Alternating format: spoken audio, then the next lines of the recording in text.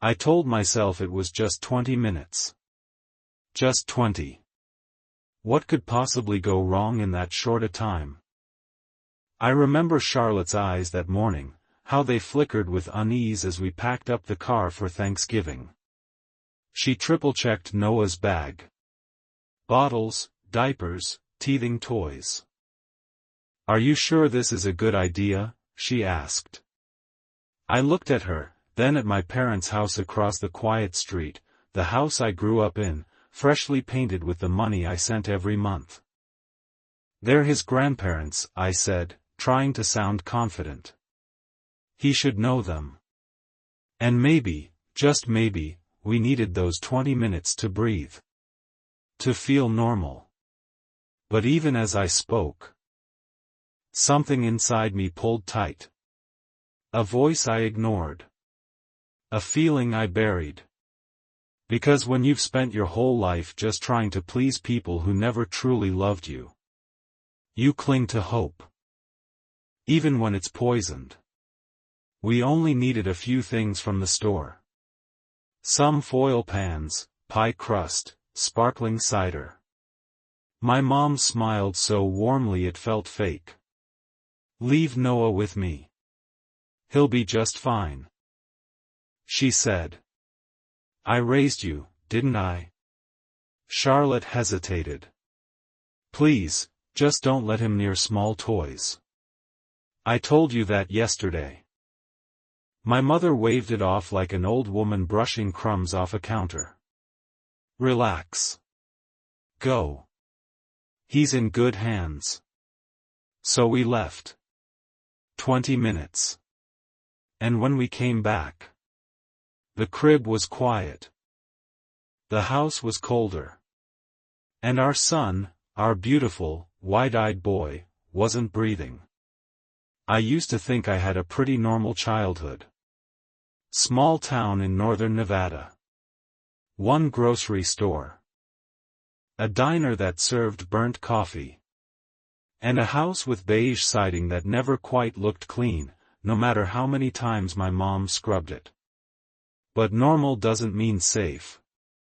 And behind closed doors, our house was anything but. My dad, Donald Reed, was a man of few words and heavy hands. He worked at an auto shop by day and drank Jack Daniels by night. If I spoke too loudly, left the garage light on, or dropped a fork during dinner, his face would twist into a look I'll never forget. That tight jaw. That silence right before the storm. My mom, Evelyn, never hit me. But sometimes I think her coldness hurt more. She was all appearances. The clean floors, the perfect church smile, the carefully curated lies. She didn't yell. She didn't hug, either. I remember scraping my knee on the school playground when I was 7. My teacher called home, told her I'd been crying. That night, she sat me down and said, "We don't cry over scratches. Do you want people to think we're weak?" So I stopped crying. But inside, I started building walls. As I got older, I made a silent vow. I would never become them. Not the man who drank instead of listening. Not the woman who loved appearances more than people. I studied harder than anyone in my class. I applied to colleges in secret. Got into UC Berkeley on a full scholarship, first in my family to go to college. They didn't come to my graduation. Said it was too far. Too expensive. I paid for their flights. But they never showed. Still, I tried to earn their love. I kept sending photos, updates, checks when I had money. And when Motive 1, my AI startup, finally got acquired, I bought them a new house. A car. Sent them $10,000 a month.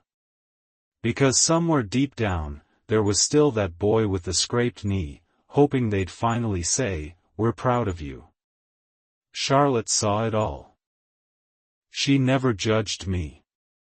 But I remember what she once said while we were watching Noah sleep. You treat their absence like a debt you owe. But love isn't transactional, Logan. I didn't respond. Because I wasn't sure if I agreed. Or if I just didn't want to admit she was right. And that's what made Thanksgiving so hard. Because when we pulled into their driveway that morning, I still wanted to believe that maybe, just maybe, they could be different with Noah. Better. But monsters don't change. They just wait. Thanksgiving morning was quiet. Too quiet. Charlotte sat in the passenger seat, Noah babbling in the back seat, clutching a soft blue elephant. The closer we got to my parents' place, the tighter my chest felt. I told myself it was nerves. Old memories resurfacing. The house looked different now. Fresh siding, new windows. A white rose garden out front that my mother bragged about in every phone call. All of it paid for with the money I sent. But when I stepped out of the car, the air still smelled the same, like cold metal and something artificial. My mom opened the door with that wide, rehearsed smile. Logan. Charlotte. My babies. And there's little Noah. Oh. He's just precious. She scooped him from Charlotte's arms before we even crossed the threshold. Charlotte's eyes narrowed. I pretended not to notice. Inside, everything was too polished. Noah's nursery had been set up in the guest room, crib, toys, blankets, all brand new. Over-prepared. My father greeted me with a hard pat on the back. Good to see you, son. I've been thinking about investing. Got this great idea for a tool business. Might need your input. I smiled politely, nodded. Charlotte stayed quiet. Her fingers resting on Noah's shoulder as he squirmed happily. We planned to run a quick errand, pick up pie crust and sparkling cider. I offered to bring Noah. But my mother was insistent. Oh no. Leave him here. You two never get time alone. I'll take great care of him. She kissed Noah's head. I mean, I raised you, didn't I? Charlotte hesitated. Her voice calm, but tight. Please don't let him play with anything small. You have that toy with the loose beads. I saw it yesterday. My mom waved her hand. Of course, honey. I know what I'm doing. I should have said no. I should have listened. But I kissed Noah's forehead, whispered, "Be good for Grandma." And we walked out the door. The store was only 10 minutes away. We grabbed what we needed, tried to laugh. Tried to pretend we weren't both tense. Do you feel okay about this? Charlotte asked quietly. I shrugged. They've changed. It'll be fine. She didn't answer. Just stared out the window. Twisting the ring on her finger. Then my phone rang. Mom's name flashed across the screen. I answered with a smile. Hey, how's he doing? There was silence. Then a trembling voice. Logan, you need to come back now. Noah's not breathing. Everything slowed. I dropped the basket. Charlotte gasped, her face drained of color. What? I shouted. What do you mean? Just come home. Hurry. Then she hung up. We ran. I don't remember driving. Only Charlotte's cries, my foot on the gas, and the word no echoing in my skull like a siren. 15 minutes. That's all it took. We burst into the house. My mother stood frozen in the hallway. My father hovered nearby, pale and shaking. "He's upstairs," she whispered. I only left for a second. I didn't wait. I ran. And there he was. In the crib. Still. Blue-lipped. His elephant dropped to the floor. Charlotte collapsed to her knees, scooping him up. "Noah. Baby, please. Mommy's here. Please wake up." I screamed. Called 911. But I knew. I knew before the paramedics arrived. Noah was gone. The funeral was 5 days later. Closed casket. Tiny white flowers. A stuffed elephant tucked beside him. Charlotte didn't speak the entire service. She just stared at the ground. Her hands gripping mine so tight they trembled. My parents cried loudly, too loudly. My mother sobbed in front of everyone, her voice cracking with dramatic gasps. My father stood behind her. Hand on her shoulder, silent. I tried to tell myself they were grieving too. But something felt off. Manufactured. After the final prayer, Charlotte leaned toward me and whispered, "I want to go home. Not our house. Away." Back at the mansion, everything was wrong. Noah's room. His blanket still folded. His crib untouched. Charlotte didn't sleep. She wandered the halls at night, sometimes stopping at Noah's door, just standing there, fingers clenched. One morning, she turned to me and said, "Logan. I don't think this was an accident." I froze. "What are you saying?" "I warned her about that toy," she whispered. "I told her it was dangerous." I watched her nod. Then she still left it in the crib. Why? I wanted to tell her she was grieving. That she needed rest. But part of me was asking the same question. A few days later, the autopsy report arrived. Cause of death: asphyxiation due to obstruction of airway. A small plastic bead, consistent with a toy piece, found lodged deep in Noah's throat. The toy Charlotte had warned my mother about. I sat at the kitchen table, holding the report, hands trembling. Charlotte stood across from me, eyes swollen but sharp. She knew, she said. She ignored me. Or worse, she let it happen. No. I said, voice cracking. No, she wouldn't. Wouldn't she? She didn't yell.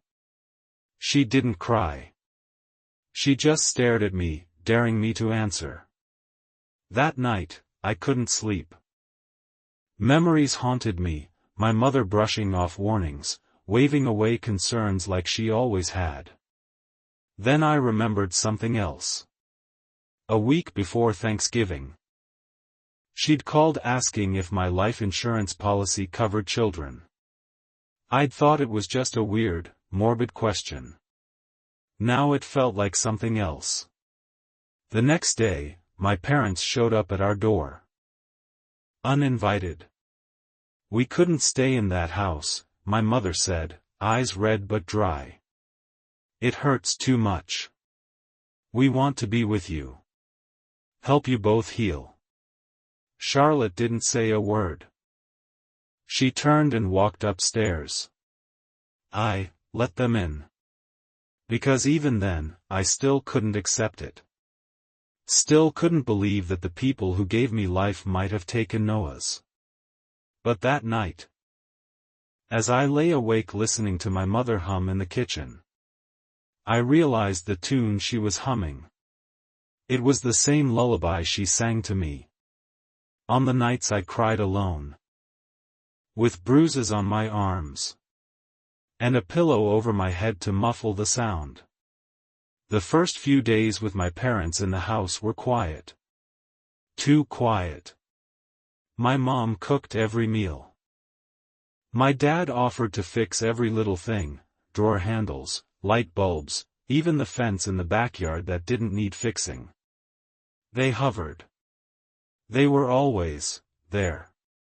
Charlotte avoided them. She stayed in our room most days, reading, organizing Noah's things, watching me with eyes that spoke more than words ever could. Then came the dreams. Nightmares. Of Noah crying but I couldn't reach him. Of my father standing in the doorway, smiling with his arms crossed. "Logan," Charlotte said one morning, "do you feel off?" I looked at her. Truth was, I'd been waking up foggy. Heart racing. Head buzzing. Muscles aching like I'd run a marathon in my sleep. She nodded slowly when I didn't answer. I feel it too. Every day since they arrived. I wanted to deny it. But I couldn't. The fatigue. The dizziness. The nightmares. It wasn't just grief. Something was wrong. 2 days later, I found my mom in the kitchen early, alone. She didn't see me watching. She pulled a small glass jar from her apron, popped the lid, and sprinkled something onto 2 plates, ours. Then she put the jar back in her pocket like it never existed. My heart stopped. That night, I pretended to eat. Charlotte barely touched her food. And later, in our room, I told her everything. We acted fast. I used my own company's software, surveillance code I'd written years ago.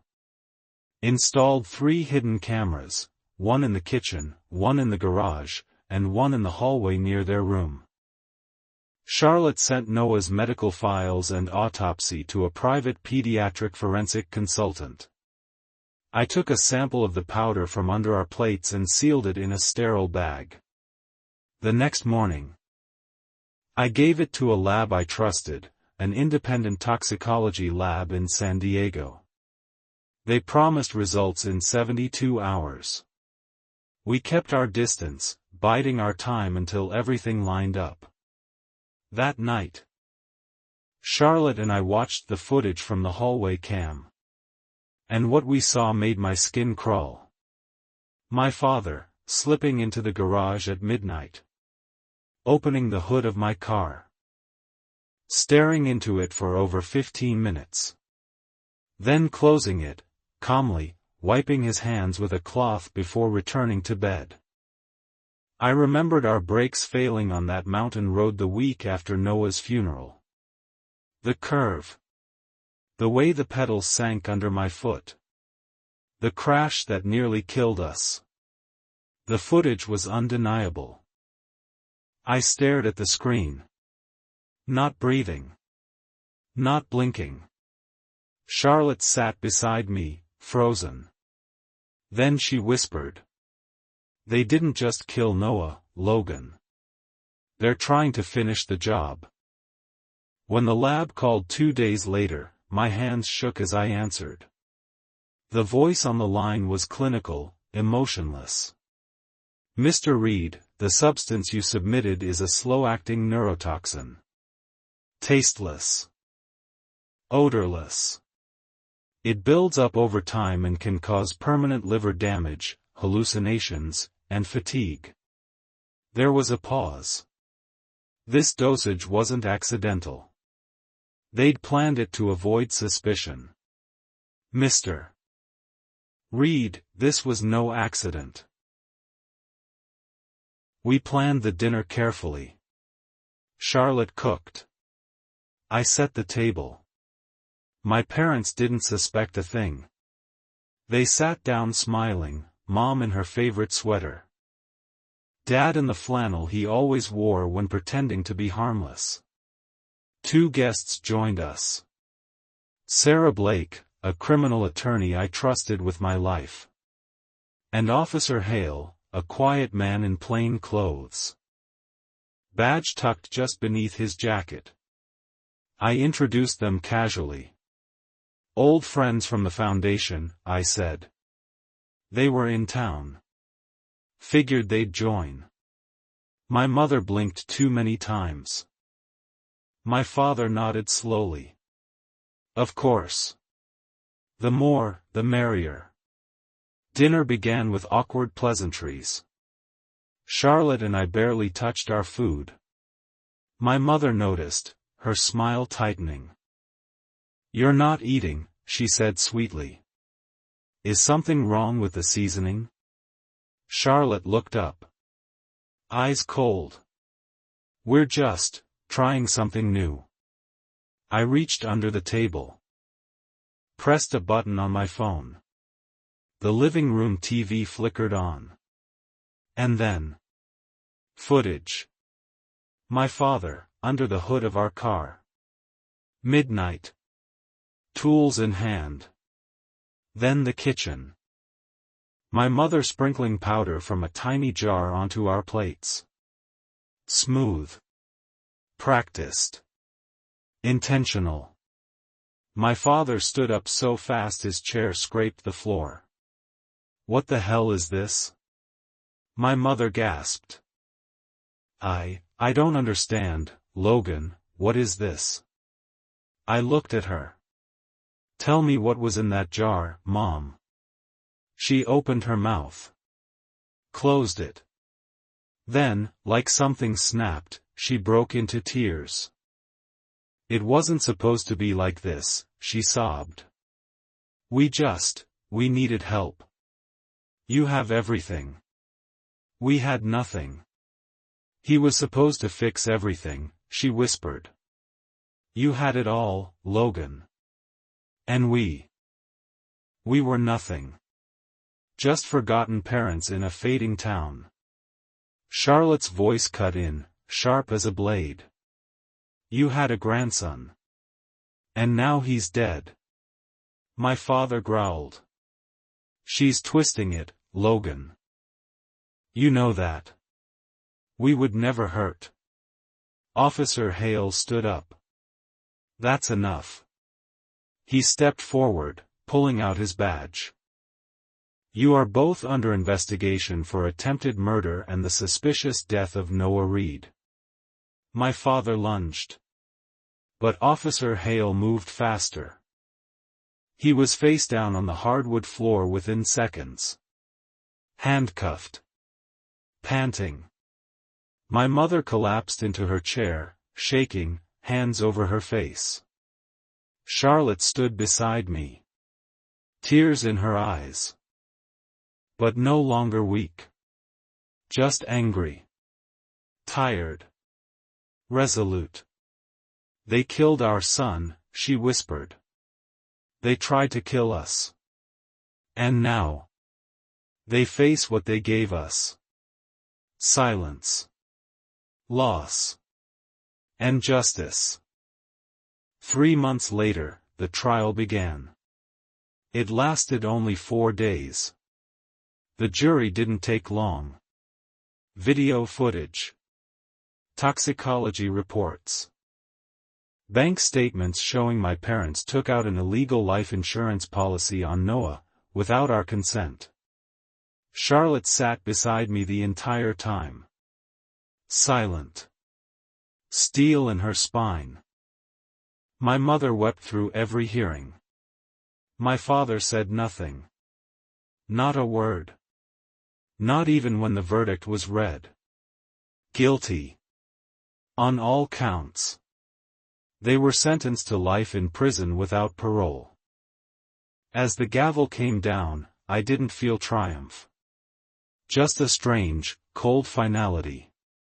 That night, Charlotte and I sat in Noah's empty nursery. No words. Just her head on my shoulder. And the soft sound of her breathing.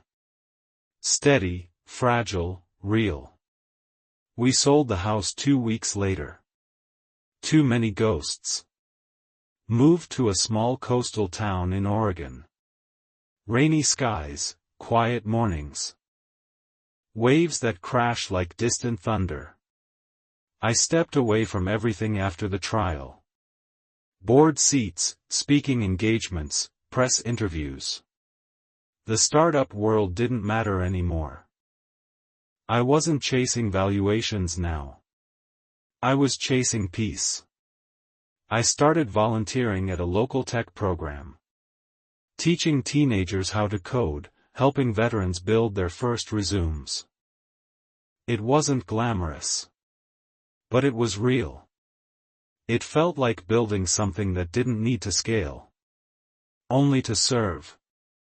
And for the first time in years, I wasn't living to prove anything. I was just living. For Liam. For Charlotte. For me. Our new house isn't fancy. But it feels safe. Charlotte planted lavender in the front yard. Says Noah would have loved the smell. She started therapy twice a week. Not because she was broken. But because healing deserves space. Some mornings, she'd journal on the porch with tea. Other days, she painted in silence. Small canvases of waves, stars. And a tiny blue elephant that appeared again and again. Eventually, she went back to her studio downtown. Picked up her brushes like old friends. Her hands remembered the rhythm. Art wasn't just what she did. It was how she survived. She's 7 months pregnant now. A boy. We picked the name together. Liam. It means strong-willed protector. I talk to him sometimes, hand on Charlotte's stomach, whispering stories about the big brother he'll never meet. The boy who loved his blue elephant. The boy who changed everything. We started a foundation in Noah's name.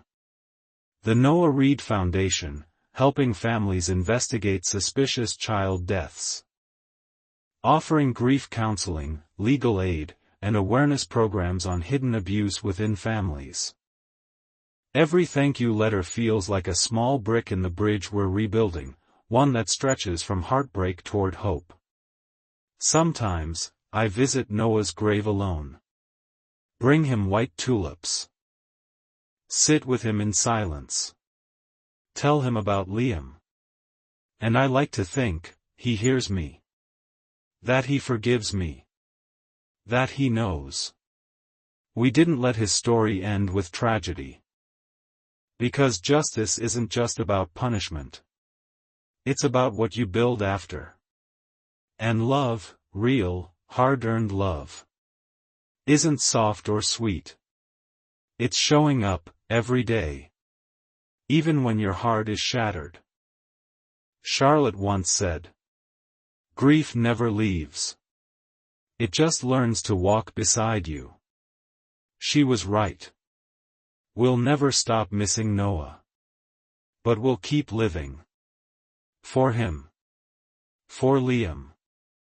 For the kind of family we never had, but finally became.